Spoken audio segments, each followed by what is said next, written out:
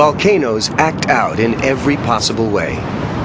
Like a moody person, they can erupt in violence, or steam silently, lazily creep along, or self-destruct. A volcano's origin determines its temperament. Many volcanoes erupt along subduction zones. Here, the great tectonic plates of our planet's surface push against one another.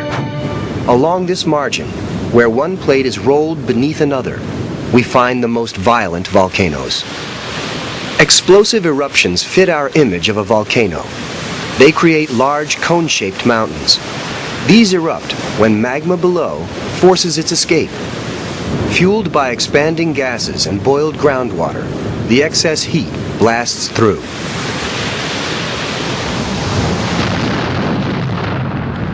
Volcanoes like this often have alternating layers of different volcanic materials: ash, cinders, and lava.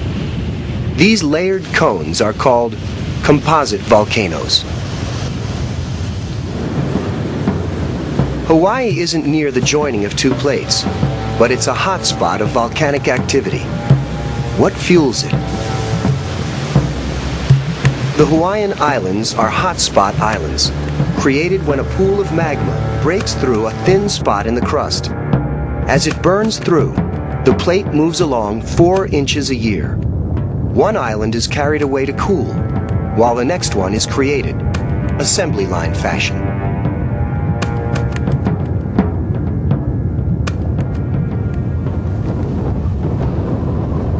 On the Big Island of Hawaii, Kilauea has been erupting since 1983 and shows no signs of letting up. It's an example of a second kind of volcano, the shield volcano.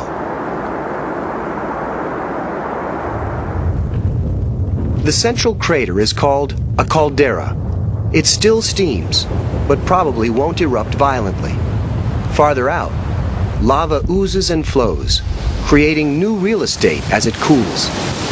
The wide flow is what creates a shield volcano rather than a cone. This new unstable bench is pure basalt.